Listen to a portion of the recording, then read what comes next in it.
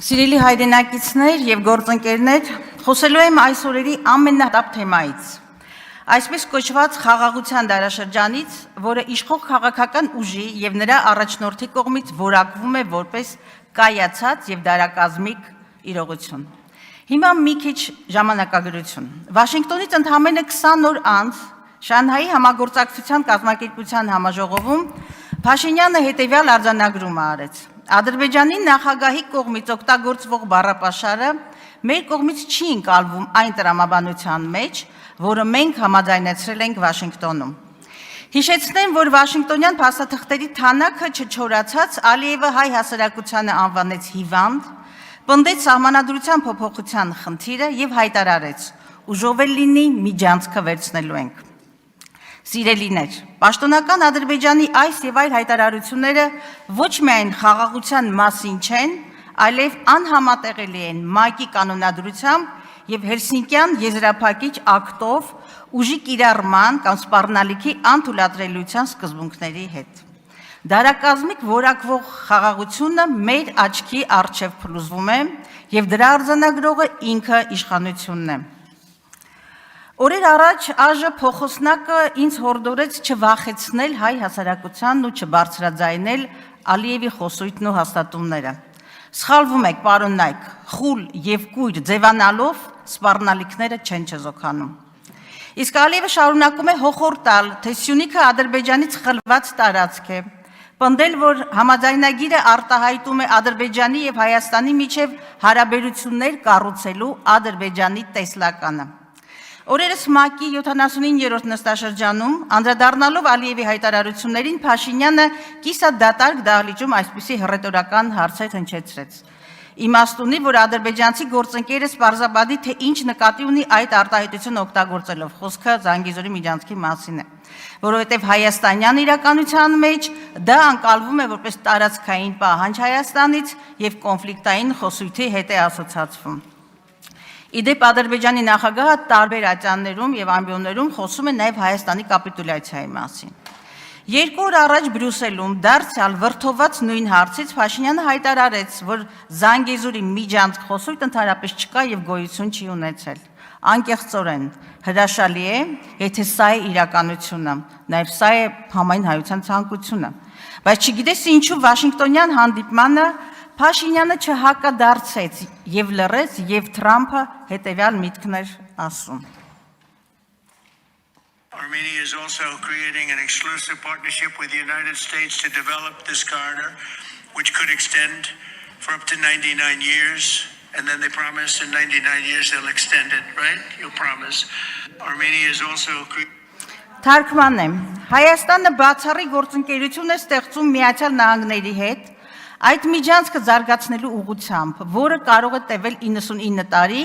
իսկ հետո խոստանում են, որ կարող է ընդլայնվել։ Այնուհետև շրջվելով Փաշինյանի կողմը ասում է, այնպես չէ, դու խոստացել ես։ Հիմա հայ ժողովրդի մոտ բնական հարց է առաջանում, իդեպ Փաշինյանը որևէ կերպ չանդրադարձավ դրան և լռեց, քար կտրեց։ Հիմա հայ ժողովրդի մոտ բնական հարց է առաջանում, ի վերջո, ինչ եք բանակցել նախաստորագրելուց առաջ։ Եվ միթե պետք է հասնել ՄԱԿ-ի բարձր ամբիոն կամ ԵԽԽՎ այս հռետորական հարցերը հնչեցնելու համար։ Երբ պահանջում ենք մանրամասնել թրիփի դետալները, հենց սա նկատի ունենք։ Երբ պնդում ենք, որ միջազգային ատյաններից հարցերը ետ քաշելը մեր մեջքին հասրած դաշույնն է, սա նկատի ունենք և թուլացնում է մեր դիրքերը։ Երբ ասում ենք, որ ագրեսոր ցեղասպանին չի կարելի լեգիտիմացնել, հենց սա նկատի ունենք։ Մի ցավալի դիտարկում էլ։ ՄԱԿ-ում հնչած 21,000 բառանոց տեքստում և ոչ մի անգամ չհնչեց գերի բառը, ոչ էլ խոսք եղավ Ադրբեջանի կողմից ոչնչացվող 3000-ամյա հայկական մշակութային և քաղաքակրթական հետքի մասին։ Բայց կարևորը ականջահաճո վերնագրերն են, խաղաղությունը հաստատված է, պնդում են Փաշինյանը, թիմն ու նրանց ուղեկցող լրատվամիջոցները։ Իսկ որն է օբյեկտիվ իրականությունը։ Վաշինգտոնյան համաձայնությունների իրական խաղաղության հետ ինչ աղերս ունեն։ Արդյոք խաղաղության մասին է խոսում Ադրբեջանի ռազմական ծախսերի 25%-ով ավելացումը, ինտենսիվ սպառազինումը, Հայաստանից օկուպացված տարածքներում ամրապնդվումը, Բաքվում ընթացող հայ ռազմագերիների կեղեքումն ու շինծու դատավարությունները։ Շարունակական եւ միակողմանի զիջումների դիմաց Հայաստանը ստանում է խաղաղություն վերնագրով նախաստորագրված փաստաթուղթ, որ ըստ էության մեծագույն հարցականի տակ է դնում Հայաստանի կենսունակությունն ու ապագան, իսկ Փաշինյանի անշրջահայաց հայտարարությունների արդյունքում Հայաստանը դիրքավորվել է որպես օկուպանտ իր համապատասխան հետևանքներով։ Ի վերջո, ինչու պիտի Ադրբեջանը զսպի իր ախորժակը, երբ ակնհայտորեն Ադրբեջանի պահանջով լուծարվում է ԵԱՀԿ Մինսկի խումբը,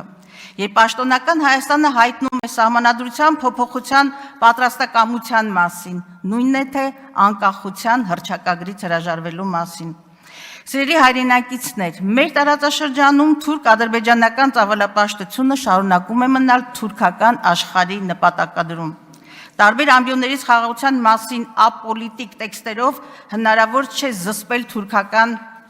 ծրագրերը։ Լավագույն դեպքում ուսդ կթփթփացնեն, հետո անունդ կմոռանան, քեզ թողնելով առանց անվտանգային երաշխիքների, որովհետև լավ բանակցող չեք, որովհետև չունեք անհրաժեշտ բանակցային ունակություններ, չունեք երկրի ամենակարևորը անվտանգության եւ արտաքին քաղաքականության երկարատև ռազմավարություն եւ տեսլական։ Կրկնում եմ, մեր կենսական շահերի եւ իրավունքների հաշվին միակողմանի եւ ճակատագրական զիջումները որպես անվտանգային քաղաքականություն ներկայացնելը ուղղակի քաղաքականապես սնանկ է։ Հնազանդվել, մոռանալ, ուրանալ, սրանք են խաղաղության ձեր պատկերացումները եւ խաղաղության ձեր մոդելը։ Հրովարտակներ իջեցրեք, փորձեք ջնջել Արարատը, դասագրքերից հանեք ազատագրական պայքարը, Մաշտոցի փոխարեն QR կոդ դրեք, կայսրական համարեք մեր հայրենասիրությունը, հոգեբանական եւ տեղեկատվական տերորի ենթարկեք հասարակությանը, բանտերը լցրեք քաղաքական ընդդիմադիրներով, հետո ասեք, բա ինչի հեղափոխություն չեք անում, երկիրը ոստիկանական բռնություններով։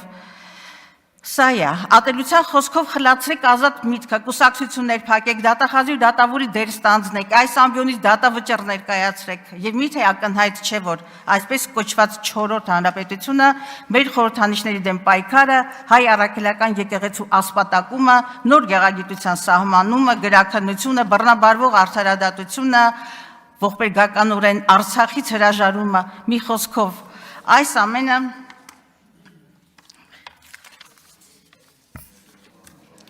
այս ամենը լավագույն դեպքում ադրբեջանական պահանջներ են։ Կարծում եմ ադրբեջանական պահանջներ են եւ հայկական ինքնության ծրագրավորած ոչնչացում։ Կարծում եք թշնամին չի տեսնում, որ բազմաթիվ խորքային խնդիրներ լուծելու փոխարեն ներազգային ատելություն եւ բևեռացումն է խորացնում։ Եվ միթե ձեզ թվում է, որ խաբված եւ հուսահատ հասարակությամբ հնարավոր է խաղաղություն հաստատել կամ երկիր վերականգնել։ Անտեսլական ու նվաստացած ազգը ոչ թե խաղաղություն, այլ կապիտուլյացիայի կրողն է։ Իսկ խաղաղության վերնագրով թուղթը ընդամենը ներքին սպառման նախընտրական ապրանք է, անվտանգային 0 երաշխիքներով։ Խոսքս ուղղում եմ քաղաքական մեծամասնությանը, այս վերջերս դուք շատ առատորեն օգտագործում եք ինքնահայեցում բառը, կարծեմ ձեր առաջնորդի բառապաշարից էր։ Փորձեք կողքից նայել եւ հասկանալ, թե ինչ է կատարվում ձեր շուրջը եւ առհասարակ աշխարհում։ Հիշեք, որ այն ամենը, ինչ ունի սկիզբ, ունի նաեւ վերջ։ Երեք այս ամբիոնից կառավարության ծրագիրը ձախողած թիմի առաջնորդը հոխորտում էր, թե ընդդիմությունը անելիք չունի։ Լավ, ասենք թե չունի, բայց դուք որ իշխանություն եք, դուք որ պատասխանատվություն եք կրում, որն է ձեր անելիքը եւ հատկապես ձեր հետագիծը, ասեմ, այդ հետագծում վերջին 100-ամյակի ամենամեծ ողբերգությունն է Արցախի հայաթափումը, որը ոչ մի հրաշքով չի ջնջվելու ձեր քաղաքական եւ ձեր անձնական կենսագրությունից։